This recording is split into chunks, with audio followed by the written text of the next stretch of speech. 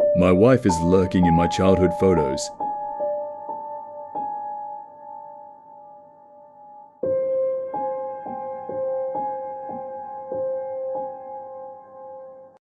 Sometimes it feels as if my life has been nothing but an ever-revolving door of grief.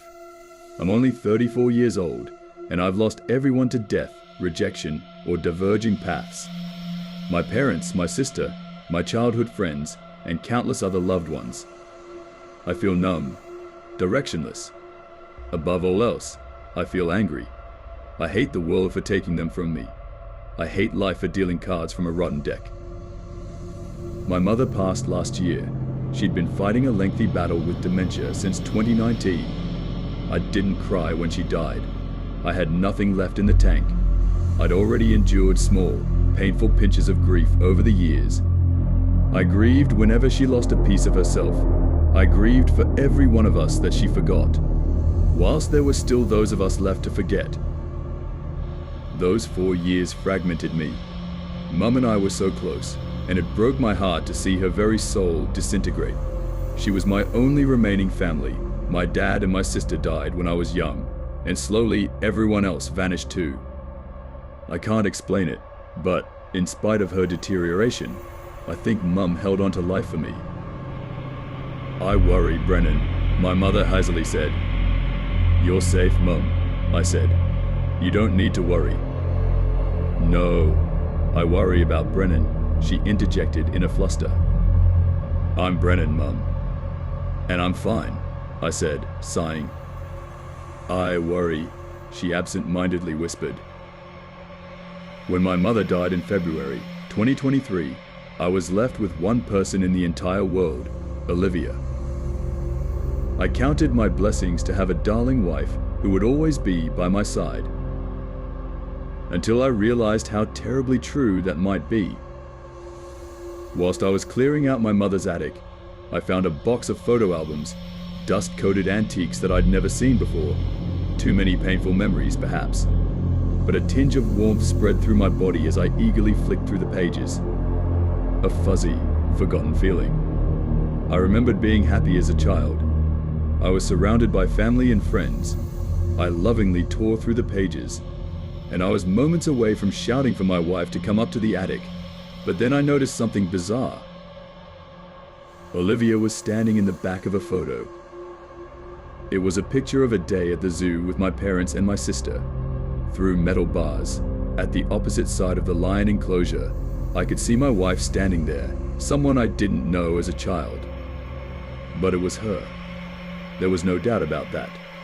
Distinctive black hair, fair complexion, and petite physique.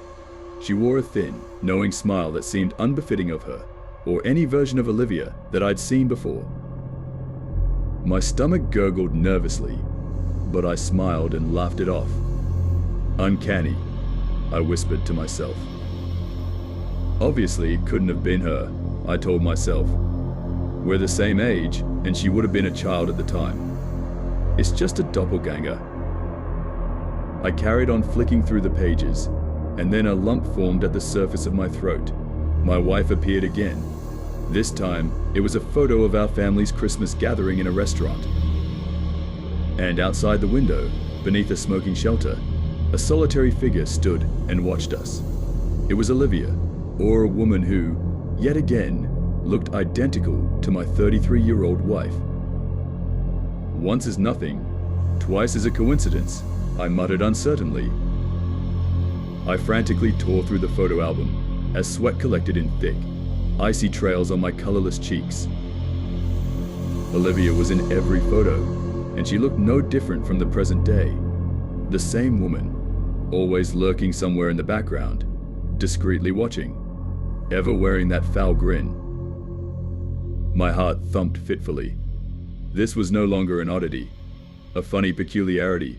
It was unsettling enough to see evidence of a person stalking my family, but a person who hadn't aged in 33 years. It was sinister.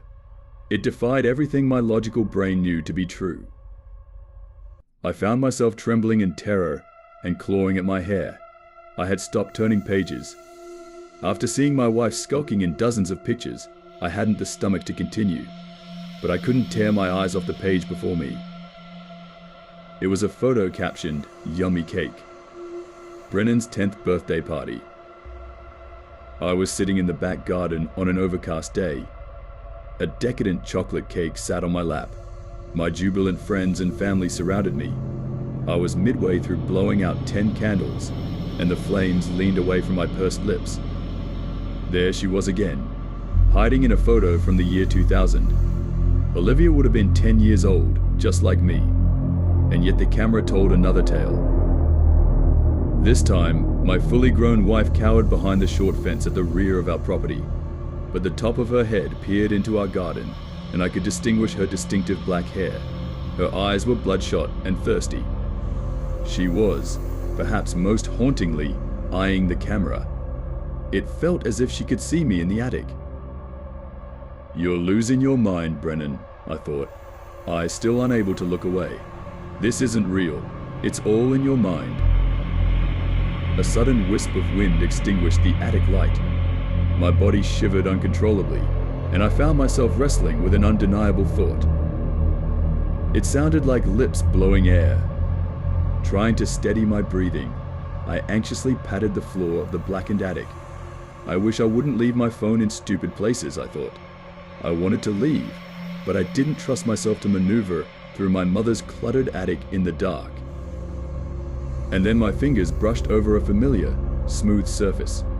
"Gotcha," I thought, before picking up my phone and turning on the flashlight. I screamed.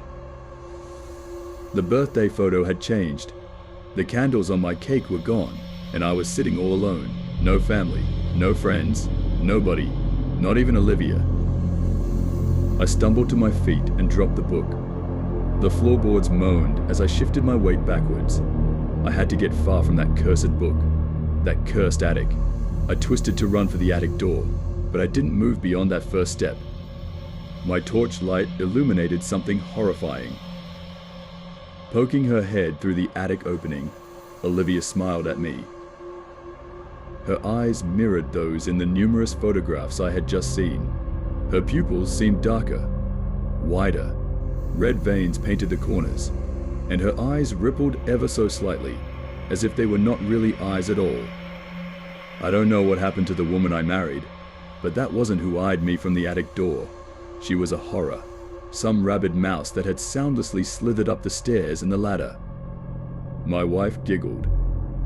"I'll eat you from the inside out," she said. And then the woman plummeted through the attic door, disappearing from sight. Thinking only of escaping, I lunged for the open door, but something seized my ankle, chaining me to the attic. I spun to face my shackle, and my mouth parted in wordless terror. From the open page of the photo album, Olivia's twisted arm and face had emerged. She offered a toothy grin and unhinged eyes as she attempted to pull me into the picture. Vile bile, so rich, and without consummation, it becomes complete, she muttered. I cried in agony as I was dragged to hell by the thing that I had loved for 3 years.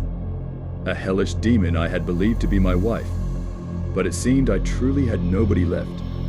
Nothing but a cancerous tumor clinging to my very essence. It was draining the last of my pain, the last of my suffering. I closed my eyes and thought of my loved ones. The loved ones I was certain I would shortly see again. As the terrifying, demonic limb pulled my leg into the photo album, I prepared to meet whatever fate awaited. All of that anger, the years spent in a perpetual psychological nightmare, for nothing. I visualized my mother's smiling face, and a calmness swept through my mind. "I worry about Brennan," she said. "I'm fine," I started to fib, before deciding to unburden the weight on my chest. "No, I'm not fine, Mum, but I will be," I hoped. Suddenly, the hissing ceased. All sound ceased. And when I opened my eyes, my wretched wife was gone. My ankle was no longer merging with the laminated plastic, but it throbbed painfully. The bottom of my trouser leg bore claw-shaped tears, and it was stained with fresh blood. To be certain the entity had vanished, I cast my phone light onto the book and the picture of my 10th birthday had returned to normal. I wasn't alone. I was surrounded by friends and family. Nothing could destroy that memory in my mind. But I shuddered as I turned the pages of the book. My smiling wife was still lurking in the photographs. I fled the house, and I haven't looked back. It's been a year, and I don't fear the memories anymore. I'm moving forwards. I'm learning to love again. I'm learning to open myself to new people and new memories. But I still fear loss. After all, that horrifying woman waits for me. I know she does. I fear the day that I notice her in a new photo.